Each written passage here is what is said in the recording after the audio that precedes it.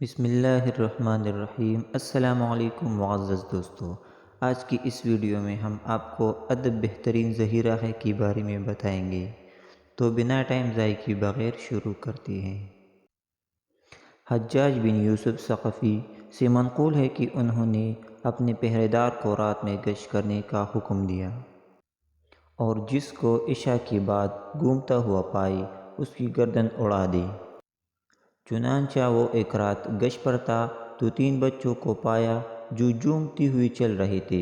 ان پر میں نوشی کی آثار تھے، تو پہرے دار نے انہیں گھیر لیا اور ان سے کہا کہ تم کون ہو، یہاں تک کہ تم نے امیر کے حکم کی خلاف ورزی کی ہے۔ تو پہلے نے کہا، میں اس شخص کا بیٹا ہوں جس کے سامنے گردنیں جھک جاتی ہے، اس تعلق کی وجہ سے جو خادم و مخدوم کے درمیان ہوتی ہے۔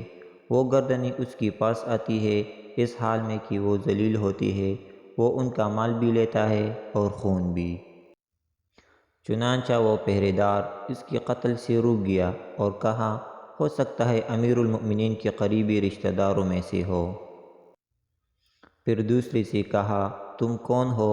تو اس نے کہا، میں اس شخص کا بیٹا ہوں جس کی ہانڈی زمین پر نہیں اترتی، اور اگر کسی دن اترتی ہے تو فوراً لوٹ جاتی ہے۔ تو لوگوں کو اس کی آگ کی روشنی کے پاس بیڑ لگائی ہوئی دیکھے گا، کچھ ان میں سے اس کی ارد گرد کھڑے رہتے ہیں اور کچھ بیٹھے۔ تو پہرے دار اس کے قتل سے بھی رک گیا اور کہا، شاید یہ عرب کا کوئی معزز شخص ہے۔ پھر تیسرے سے کہا، تم کون ہو؟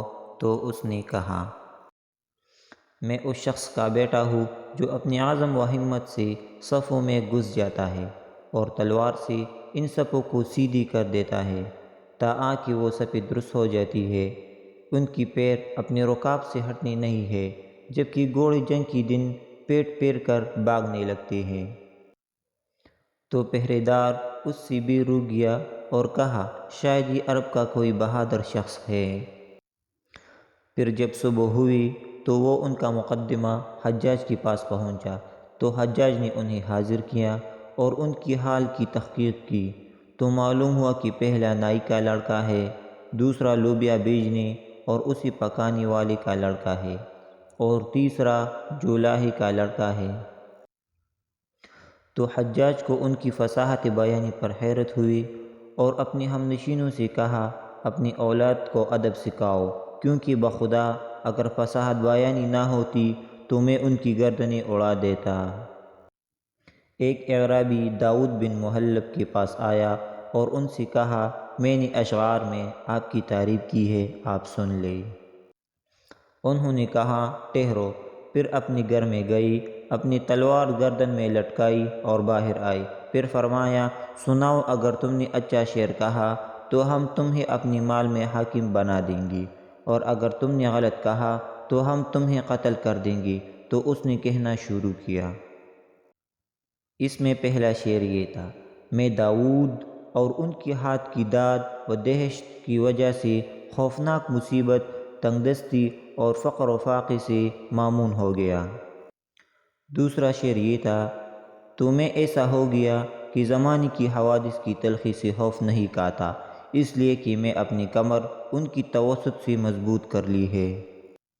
تیسرا شعر، ان کو حضرت لقمان جیسی دانائی، حضرت یوسف جیسی شکل و صورت، حضرت سلیمان جیسا فیصلہ اور حضرت ابوبکر جیسا انصاف حاصل ہے۔ چوتھا شعر، وہ ایسا جوان ہے جس کی ہتھیلی کی سخاوت سے مال ترتراتے ہے، جیسے کہ شیطان شب قدر سے خوف کھاتا ہے۔